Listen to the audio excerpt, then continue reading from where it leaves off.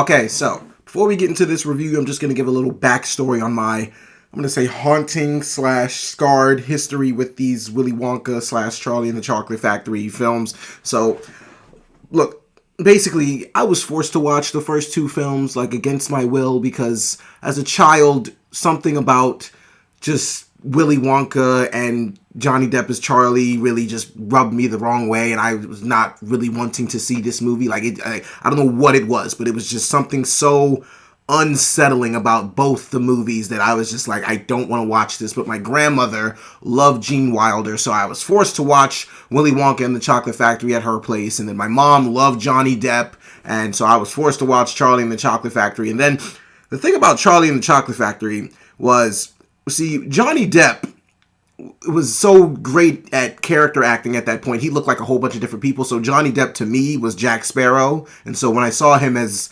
Charlie, I was kind of scared because at the time, as a child, I didn't necessarily know what Michael Jackson looked like. Like, I knew what Michael Jackson sounded like, but to me, Michael Jackson looked like 5 or 6 different people, including Johnny Depp. And so Michael Jackson kind of scared me as a kid. And so I didn't want to be anywhere near this movie. Johnny Depp creeped me out badly because I was like, is that Michael Jackson or is that not? But I mean, that's kind of, yeah, that's where the whole, scarring part comes, because I was terrified of Michael Jackson. I was terrified of Charlie and the Chocolate Factory. I was terrified of Gene Wilder. For whatever reason, Gene Wilder made me like Gene Wilder's character as good of a job as he did, because I mean, like, looking back on it, he did a good job portraying the character.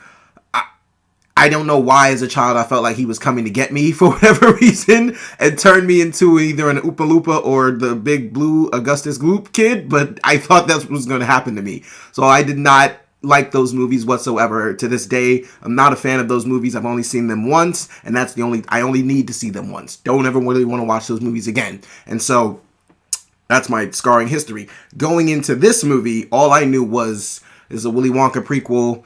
Timothy Chalamet is playing Wonka, and I have no idea what to expect from this movie whatsoever. So I just went in completely just with an open mind. I didn't want my past to scar me from enjoying what this movie was, and I'm so glad I did that, because those movies where you go in and you absolutely don't know what to expect and you walk out having, I would honestly say, a life-changing experience, to the point where like you are completely just baffled at how good that movie was. Like, you're watching a movie that you know is not supposed to be as good as it is, but for whatever reason, it's just doing that much better. It's just so much better than what you expected. That is what this movie is. That is what Timothy Chalamet, Paul King, and this entire cast and crew pulled off, because I am absolutely speechless. Ladies and gentlemen, this is my Wonka review.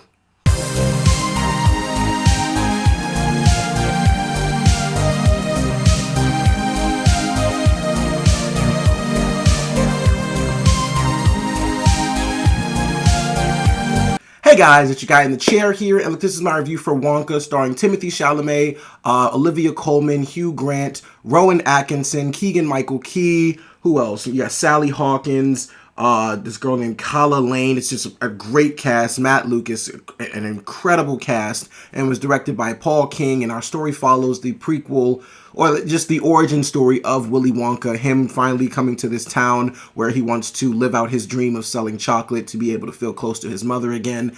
And he's basically broke, and he has no way of making a life for himself except for his immensely gifted talent at making chocolate and just sharing his gift with the world. And so he ends up in this situation where, like, Olivia Colman is running this house, and she has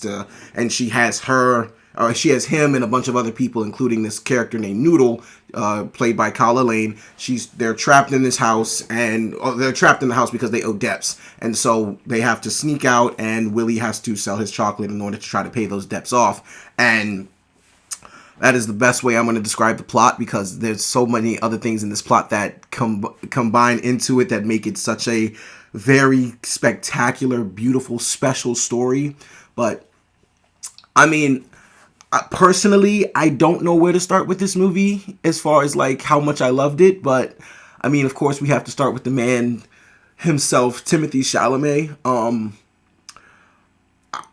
it's okay. So I'm pretty sure at this point there are a good number of people that know that Timothée Chalamet is going to rule Hollywood and the world at some point in time. If that is not right, if he's not already doing it right now, at some point that kid is going to run Hollywood, and there is going to be a time in all of our lives where we remembered a point in time where we watched a film of his and thought to ourselves, this kid is going to rule the entire world. This was that film for me. Like, I am a big Timothée Chalamet fan before walking into this movie, but walking out, this kid is going to run the world as far as I'm concerned. This kid is ridiculously gifted. And I mean, like, this kid, he can do it all. It makes no sense how gifted and talented this young man is. Like, this kid is an absolute gift to the world. I mean, from beginning to end, this kid had me with the biggest smile on my face. I don't even like Willy Wonka. I told you those two previous movies I don't like whatsoever, but this kid here has changed my perspective completely. Not to the point where I'm going to go back and revisit those other two movies, but now I will be showing my kids this Willy Wonka movie and be following in the footsteps of my mom and grandma, because this kid absolutely destroyed this performance in all the best way possible. I mean, the singing and dancing alone had me in awe, because I'm sitting here, like, the movie starts out with him singing a song, and I'm like, all right, so this is a musical. I didn't get that notion from I had a feeling there was going to be singing in the movie, but it's literally a musical. I didn't know it was going to be as much singing as it was. And I'm thinking to myself, so this kid can really pull off song and dance throughout the entire thing. And when I tell you he did it to perfection, as far as as close as perfection can be, that is what Timothée Chalamet did in this movie. Like, I'm speechless. I am baffled, befuddled. All of those synonyms, all those words that relate to those. I can't believe what I witnessed in this movie. I can't believe what this kid pulled off. Like, his performance is so charismatic. It's so charming.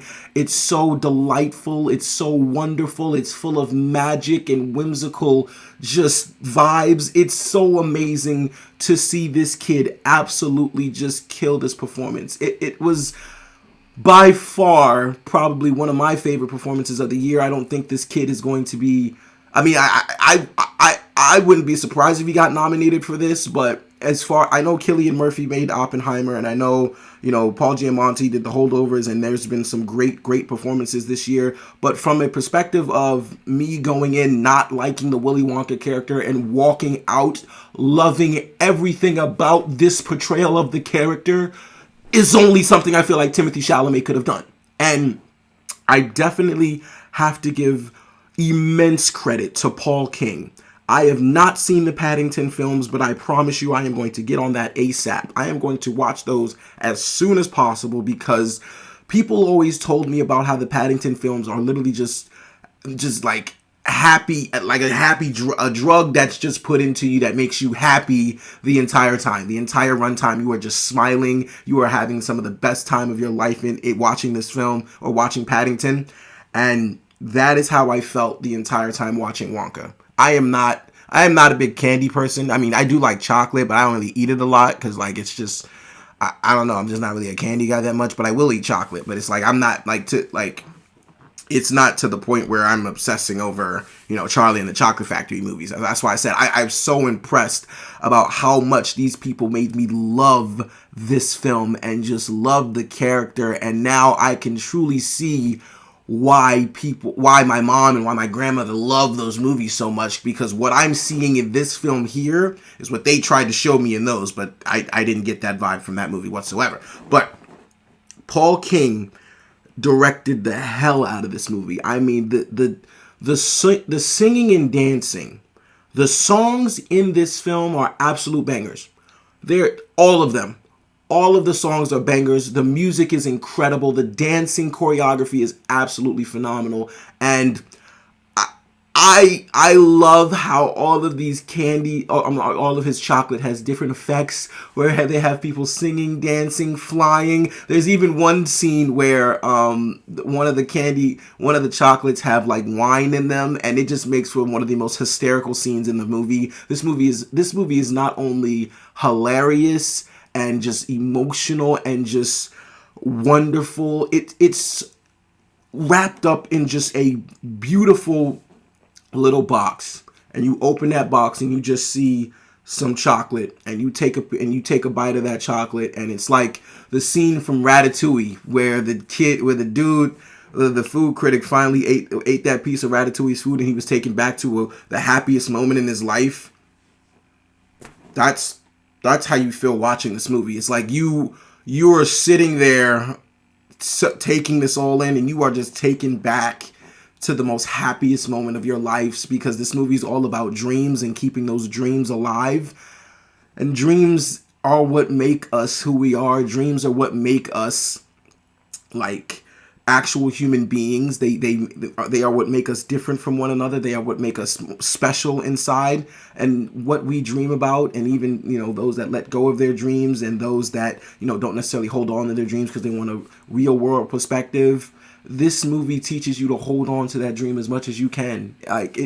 This thing was so special, and I'm just going to be completely ranting about how amazing this thing was for the rest of my review. So there's nothing I didn't like about this movie. Like I will say, if I had to critique something very small, it's just like the pacing of the movie kind of slowed down towards the end, only because like there's more of a story to tell, and they got the antagonists and stuff like that. And I mean, yeah, so I mean, the pacing of the movie in the beginning was so like wondrous and joyful and very just up tempo, and then it kind of just slowed down at the end. But that really didn't have I really didn't have an issue with that, because the entire time I'm just enjoying everyone in the movie. When I tell you, everyone in this movie did a phenomenal job. I can start with honestly anybody. Look, one person I do want to start with is Sally Hawkins, who played Willy Wonka's mom. She wasn't even in the movie for that long, but she put the biggest smile on my face every time.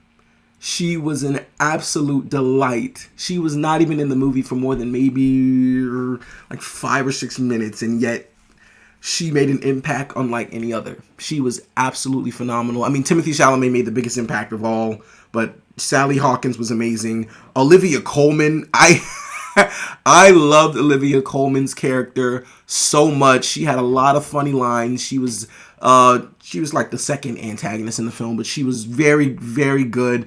Calla Lane as Noodle, I thought she was an amazing character. I thought she was absolutely spectacular. I'm gonna be real with you. This isn't the way she describes her dream, but in layman's terms, her dream is education, which I thought was just kind of funny. It's funny to see a kid's dream be education, but I mean that is some. I'm not sure how many kids today's dreams are education. I think their dreams today are more social networking and TikTok stars, but it's cool. It was funny to see her dream be education. But look, who else we got? Rowan Atkinson. I loved Rowan Atkinson. Like anytime Rowan Atkinson is on screen, like you can't help but laugh. And he is just such a silly guy. He's just a hilarious dude. Like, you can't help but laugh when he's on screen. And so every time he's on screen, I'm just having the time of my life, just enjoying his character. Hugh Grant as the Oompa Loompa, a scene stealer. Anytime Hugh Grant shows up in this movie, he absolutely steals the show. He absolutely killed it. I loved everything about his character. Keegan-Michael Key as the chief of police, amazing. Absolutely amazing. I absolutely adored everything about his performance. It was so good. Like, I'm telling you, everybody in this movie does a phenomenal job. I definitely want to give a shout out to the characters that played in the Chocolate Cartel. Those are the antagonists of the movie. I'm telling you, the Chocolate Cartel itself is a hilarious term that I will never forget. Like, that part of the movie had me absolutely dying because it randomly turned into like an Ocean's film at some point, and I loved it. And like, Paul King did such a great job telling this story. But look, I do want to shout out the Chocolate Cartel members, especially his name is Patterson Joseph, I believe, yeah, who played Slugworth. That dude was just so slimy, yet just so joyful to see on screen. When everybody's musical number comes up, I promise you they all are absolutely killing it. Like, these songs in the movie are absolutely done to perfection. Like, everything in this movie is damn near as close to perfection as it can be. And it just amazed me. Like, I love the character of Slugworth. Who else? It was Matt Lucas and Matthew Bainton. They played the other characters in the Chocolate Cartel. They were all hilarious. I loved each of their personalities. I loved everything that they brought to the film. Natasha Rothwell, my girl from Insecure and The White Lotus, loved her. And the teacher from Sex Education, her name is Rocky Throcker. Yep, loved her. Absolutely adored her. Like, every character in this film has a moment to shine. Every character in this film has a moment of bringing a big smile to your face. And I can't believe this is one of my favorite movies of the year. Like, I don't know what I was expecting I don't know what I was expecting to think about this movie walking in or out, but it wasn't what I got in this movie. Like, whatever my imagination could have came up with that I was going to feel about this movie, just completely, it didn't even come close, because this movie was that good. This movie, now it's not a 5 out of 5 for me, because I want to be very careful with how many movies I give 5 out of 5, but it's very close. It's definitely close. I can't believe how good this movie was. I will probably continuously say that. Look, from beginning to end, this movie is doing the best it possibly can to put a smile on your face. This is the perfect movie to come out around Christmas time, to give you a very joyful spirit, to give you a very giving spirit, to give you a hopeful spirit, one that I feel like this is a movie that people just need to see, like, with their families, with their children, to be inspired. Like, this is what life is about, man. This is a movie that reminds you just how special everyone can be, and just how special everyone's dreams are. Like, when we're not, so fixated on the BS that's going on in social media and stuff like that. And not that social media plays any part in this film, but it's just like a lot of us just get distracted about what other people are doing in their lives. And this movie here just teaches you to unapologetically be yourself. Every character in this movie, every person who played in this movie is unapologetically themselves, and it just comes together to make a magnificent, magical film. This movie is the definition of magical. It is. Like, there's just nowhere way else to put it. This movie is the definition of a magical film. And I loved every second of this movie. And for all those reasons and so many more, guys, I'm going to give Wonka a 4.5 out of 5 stars. All right, guys, so Wonka, have you seen it? What did you think about it? Look, guys, thank you so much for watching. I really do appreciate it. Please be sure to comment below your thoughts on the film. If you have not seen the film, which it just came out, so I don't think a lot of people have, but whenever you can, please go see that movie, because I'm 100% going to go watch that movie again. And I can't believe how much I love that movie, man. I really, like, the more it sits with me, the more I sit there, and honestly, I'm going to be playing the entire soundtrack throughout the day. The more this movie sits with me, the more I absolutely adored every second of it. And Timothée Chalamet is basically coming to rule the world. If you have not realized that yet, Dune Part 2 comes out in March, so you'll realize it then. But this kid can do no wrong as far as I'm concerned. And that's going to wrap up my thoughts on that. But please be sure to like, share, subscribe, all that good stuff, and so much more, guys. I really do appreciate it. Thank you. This is your guy in the chair. More content coming to you soon.